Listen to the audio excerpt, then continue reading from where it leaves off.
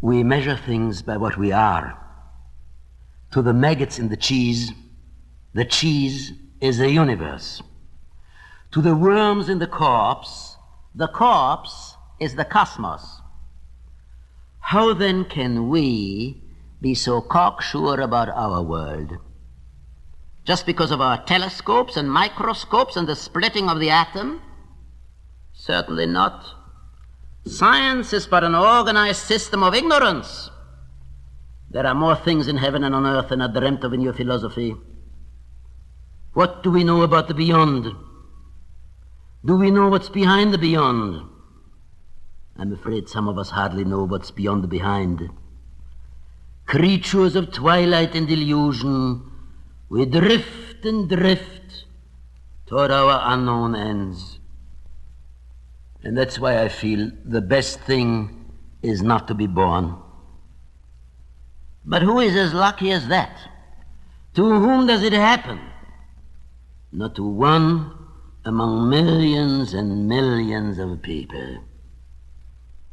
My name is Theodore, and you will find in the forests of Bavaria castles older and larger than the grey mansion of my family. But not one, I'm quite sure, not one that is more tainted with melancholy. And we who have lived there have been called eccentrics and dreamers. I suppose the unusual appearance of our house, with its twisting hallways, its grotesque paintings, the Gothic atmosphere of the library, and the somewhat peculiar character of its contents, yes, I suppose all this must have been good reason for such a feeling. My earliest memories are tied closely to the library. My mother died there. There a tragedy never fully explained took the life of my father. There I spent my boyhood in books and my youth in reverie. And the years went. And as a grown man, I stayed on in the home of my forebears. The realities of the world outside seemed to me like visions. And the world of dreams, little by little, became my everyday existence. I wanted to tell you about Berenice. She and I were cousins, and we grew up together in that house, but we grew differently. I was ill of health, always wrapped in gloom, while she, swift, nimble, graceful, overflowed with joy and energy. Hers were the peasant dances in the village, the ramble in the wind on the hillside, the galloping on horseback through the woods. Mine was the withdrawal, the anguish, the searching into dark things. She roamed through life, plucking its flowers, laughing, singing, unaware of the shadows on her path. Berenice, hauntress of my dreams, your image is vivid before me, your raven black hair, your witching eyes, your fragrant lips, your lovely young form. Oh, days and places lost beyond recall, oh, fairyland forlorn. Disease, a crippling disease befell her, took hold of her body, her mind, and her habits, and in a manner most subtle, most hideous, corrupted the very essence of her being. Will you believe me? In the brightest days of her beauty, I had never desired her as I desired her now. A sickly, frenzied passion for that wasting form began to obsess me, an incomprehensible craving. And in an evil moment, I spoke to her of marriage. The date of our wedding was approaching, when one afternoon I sat alone, or so I thought, in the library. From outside, like remote drums, came the monotonous beat of the rain. A gust of wind rustled through the leaves, and as I started up, she stood before me, Berenice. She spoke no word, and I could only stare at her. Her hair was a dank yellow and fell over her temples in snaky coils. Her face was bloodless, as if molded from wax, not solid, but melting, reshaping, moist with the dew of decay. And as I stared and stared and stared, her lips, her thin, shrunken lips, parted, and in a smile of peculiar meaning, the teeth of the dying Berenice revealed themselves to me. Would I'd never seen them, or having seen them died. The moving of a curtain, the closing of a door. Berenice had left the room, but my mind still clung to the image of her teeth. Not one speck on their surface, not one shadow on their enamel had escaped me. They had burned themselves into my memory. They had bitten themselves into my brain. They were small, narrow, and pointed, cold and capricious. They glistened like daggers in the moon. Those teeth, those glittering teeth, those luring, quivering, beckoning, promising pearls of teeth. They were my destiny. They alone could bring me peace. Then voices. Voices, yes.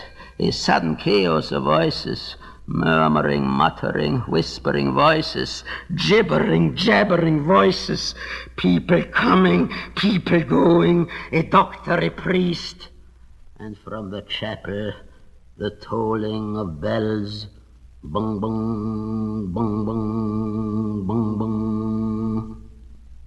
Berenice was dead. 3 days passed. Again I found myself sitting in the library, and as always, alone. It was late at night, and I knew since the setting of the sun she had been buried, but of the time from then to now I had no recollection. I had just awakened from a dream, a strange dream of a deserted garden, shadowy and cool, with marble stones and crosses. A beautiful garden, nourished on human flesh. And there is a grey mausoleum. Its doors swing open. Steps wind their way below. A vault, candles burning bright and motionless. A young woman in a coffin. Someone is approaching. Stretches out, hands, bends over the body. Lips broken, grinning gums, a mouth splintered, bone bare. Was it a dream? My hands stained with blood, my fingers torn, teeth, here,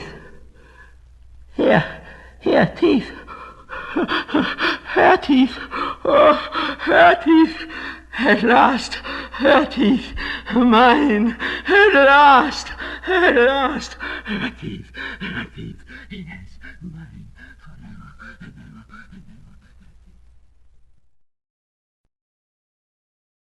And now a Chinese fairy tale, as it was told to me some time ago by my good friend the writer Clark Ashton Smith. He called it The Legend of the Willow Landscape.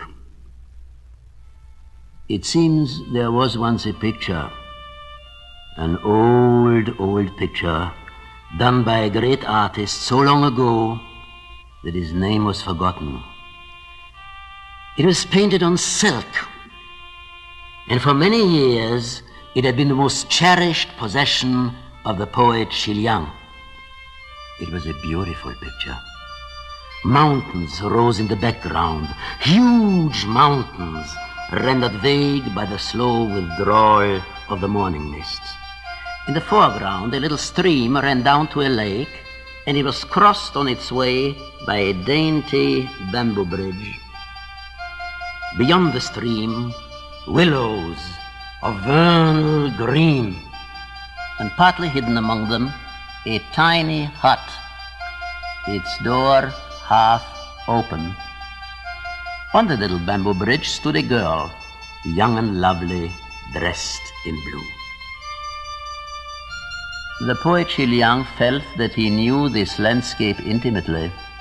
Somehow it reminded him of far-off things for which his heart had always longed in vain, of days and places lost beyond recall. And each time he gazed upon it, he felt like an exile coming home at last. The poet Xiliang had need for such a refuge. He was no longer young, he was ill, he was alone, and he was burdened heavily with financial obligations to the mighty Mandarin Mangmo. The Mandarin Mangmo had everything his heart desired: wealth, fame, power, companions. He was a man of exquisite tastes, a collector of rare and beautiful things. He had heard of Xiliang's painting, and one day he came to look at it. He was delighted.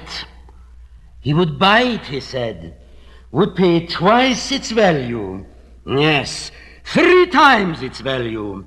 In fact, he would, in exchange for the picture, cancel all and everything that Xiliang owed him.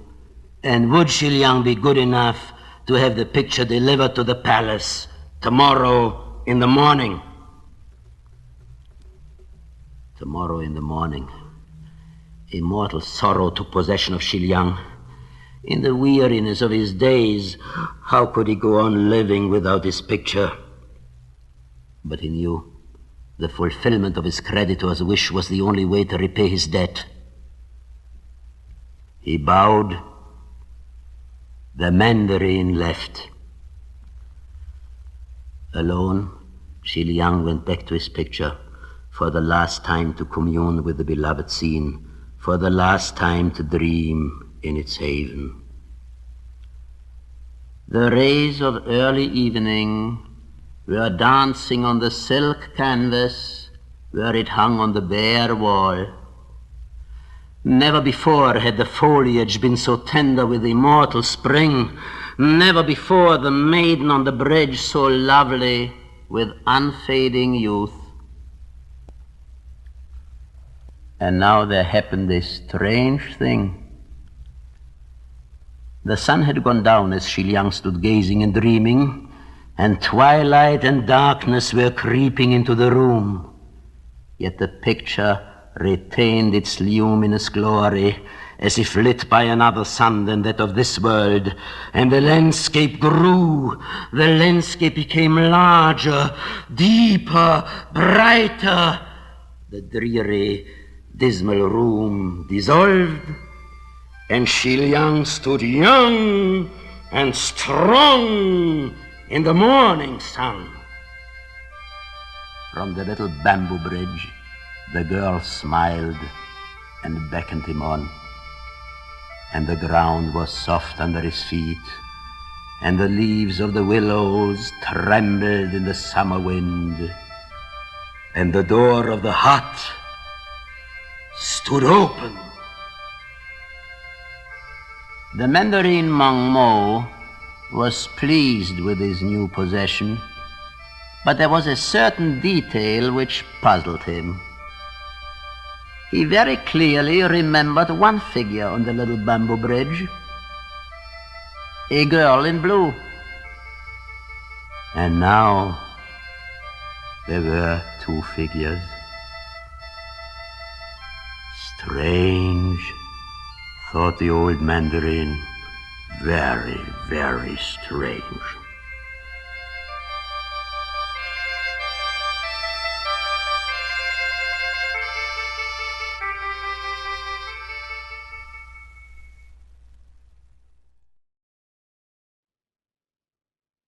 There is a disgusting abundance of stories with a happy ending. The time has come to reverse this trend. I'm going to tell you a tale too sad to be told. It happened long, long ago, or to be more precise, 2 years after the discovery of dirt. Come with me now, my friends. Come with me to far-off India. The hot Indian sun beats down on the road to the blue pagoda. In the temple the people sing and strew white blossoms for Buddha, and the priests pray, Om Mani Padme Hum, Om Mani Padme Hum, Om,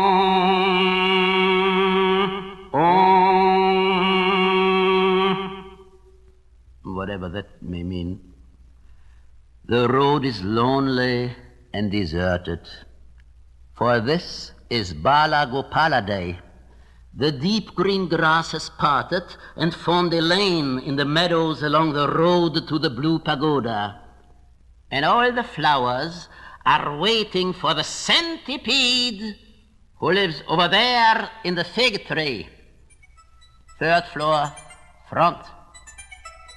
The fig tree was the most exclusive neighborhood. But the old toad, who always lingered under the stone, despised the fig tree because he was rooted to the ground. And the centipede she hated because he was so slick and fast. And she couldn't even devour him, for he was very tough and had blood that was carbonated. Carbonated blood. And so she hated him even more. Hated.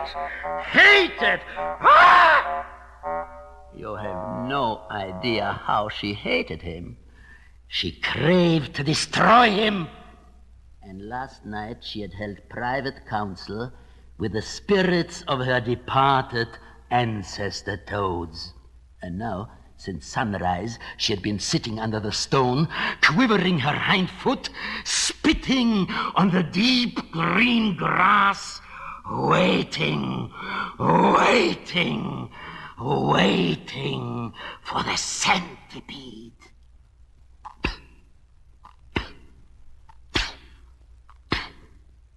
That's the way she was spitting, if you don't mind.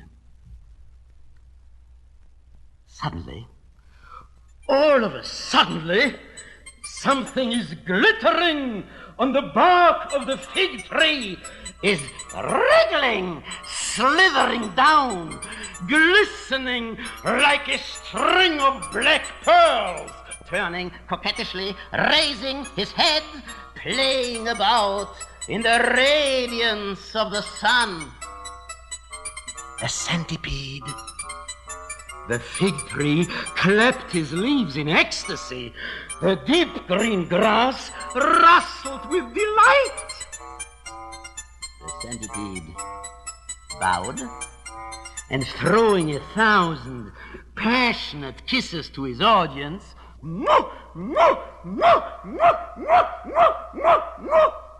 he darted over to the big stone, his dancing place, and glided about in such twists, such turns, such circles, such curves, that all closed their eyes, dazzled.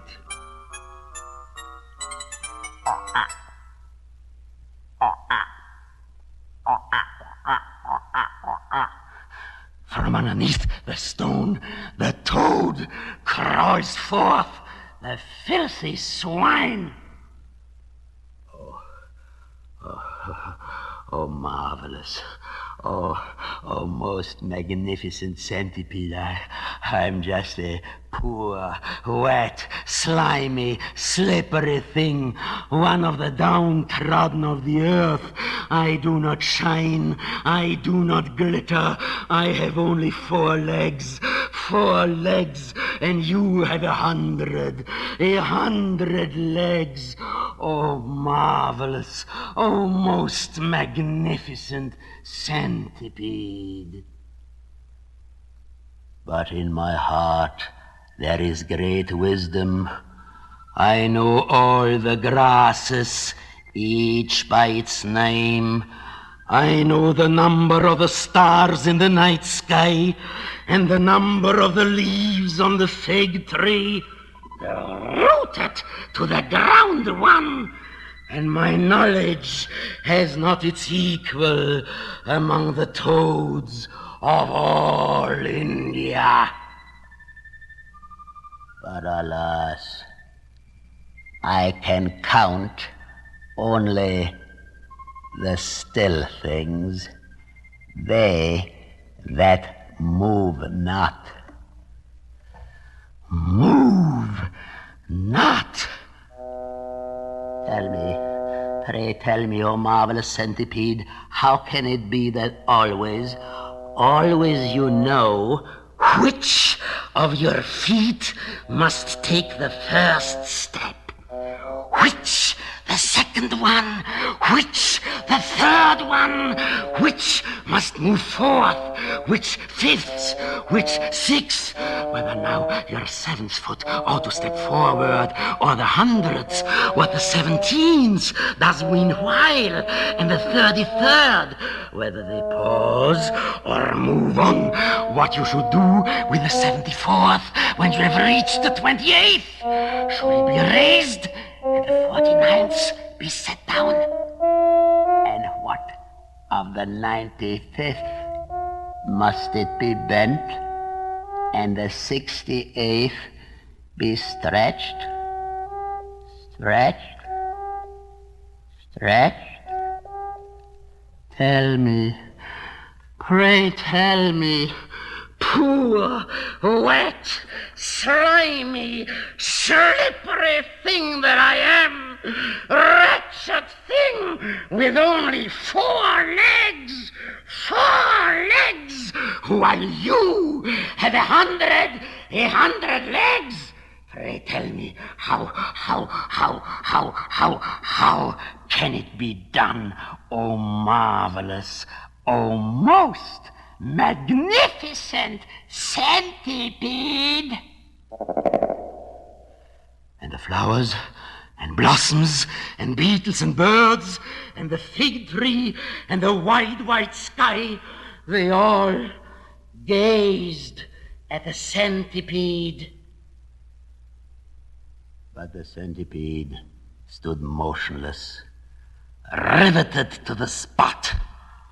Not one of his muscles could he move. He had forgotten which of his legs he should raise first.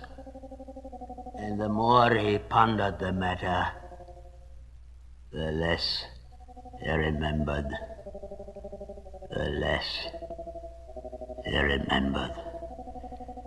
He was paralyzed. He was finished. The hot Indian sun beats down on the road to the blue pagoda. Om mani padme hum. Om mani padme hum. Om.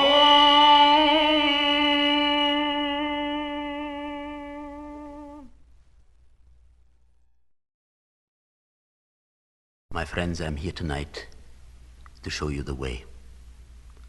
I'm here tonight to share a great truth with you. I'm here tonight to dehypnotize you, to free you from a deadly collective obsession. I'm a voice for those who dare not speak. I'm a cry for hearts that suffer in silence. And I'm here tonight to tell you what needs to be told. I feel an itch for public service, and I've got to scratch it. In this best of all possible worlds, everything is in a hell of a mess. Everyone knows it. Everyone has a different explanation for it. But all these explanations are bunk. Not money, or the lack of it. Not the atom bomb, or the hydrogen bomb, or the cobalt bomb are responsible for our plight. Not capitalism or socialism, not militarism or pacifism, not cannibalism or ventriloquism. None of these are to blame. None of these are at fault. They are mere symptoms, they are mere manifestations of an evil that is deeper rooted. The true cause of our problems and pains, the basic cause of our headaches and heartaches and torments and turmoils and calamities and crimes, the real cause has been hidden from us, hidden by the very men who are supposed to enlighten and protect us, the medical profession. I accuse medical science. I say medical science is a fraud, an organized system of ignorance. I say medical science is a conspiracy, a premeditated idiocy. Its practitioners have betrayed us. Every day they give us a new theory. Today contradicts yesterday, tomorrow will wipe out today. A torrent of trash, a Niagara of nonsense. After 10,000 years, we are still living in an age of pills and legalized butchery, of blood analysis, urine and psychoanalysis, of toenail and dandruff analysis. An army of know-nothing, hair-splitting, fee-splitting specialists is at war with an army of ailments, and the ailments bloom, and the specialists prosper, and the patients die, unless kept alive at the point of a gun. You are being murdered, my friends, day after day as long as you live. Never ask for whom the grave is dug. It's dug for you. You are in walking distance of your grave, but you can't see it. Tears shed by your left eye are blinding your right eye. Tears shed by your right eye are blinding your left eye. Wake up! We are not suffering from 1 million or more diseases, but from one disease and one only, the hidden disease, the original, the fundamental disease, and it cannot be cured by chemistry or surgery, by skullduggery or blackstrap molasses. Let the doctors examine themselves. Let them have a good look at their own distorted, two-legged, upright position. They stand erect on their hind legs, but can they think straight? Their spines are caving in, their livers have putrefied, their discs have slipped, their sciatica is dislocated, their noses have bulbified. What do these learned garbage cans, these boil catchers and abominationists, these troubadours of diarrhea and constipation, what do these sinister fools, these hand-picked morons, what do they know about quadrupedism, about four-leggedism? Less than a jellyfish knows about Beethoven's ninth. Back, my friends, back, I say, back to the position nature gave us in the beginning. Down, down, I say, down on all fours. In these days of darkness and doubt, of crisis and confusion, what the world needs is a truly great soul. I am that soul. I'm a thinker of thoughts. I see the relationship between things that are utterly unrelated. I'm a cosmodynamic personality walking in beauty and eternal youth on all fours. On record covers, I look like a pile of mud, but that's only because photography is still in its infancy. I am what you might call a controversial figure. People either hate me or despise me. They would rather shake the devil by the tail than shake me by the hand. But with every failure, my reputation grows. I speak to the misguided, to the befuddled and bepiffled ones, to those upright pillars of pain who are born in misery and die in sorrow, to those pathetic yokels who stalk about on their hind legs and call themselves masters of the earth. I speak to you. Wake up! It's hard to break with tradition and give up your prejudice. I know that.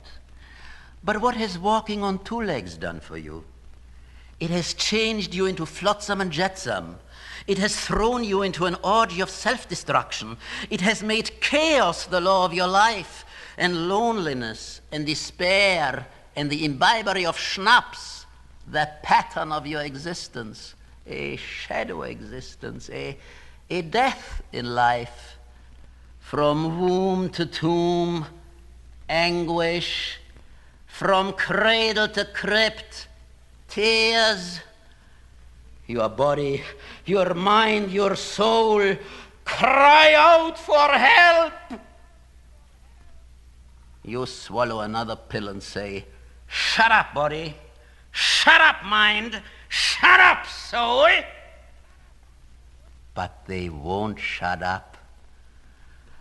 Fungus, decomposed protein, scrofula, disgruntled liver bile wriggle their way into your blood, cripple your anatomy, mutilate your metabolism, causing spaghetti deficiency and crumbling of the T-bone, leading to overweight and adultery, opening the door to lockjaw, housemaid's knee, and compulsive, uncalled for laughter.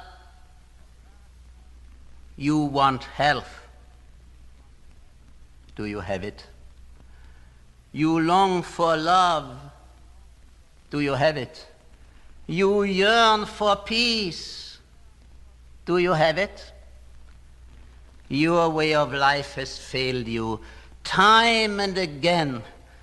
Might it not be wise to try another way? My way, nature's way. Back, my friends, back, I say, back to the position nature gave us in the beginning. Down, down, I say, down on all fours, and look your neighbor straight in the eye.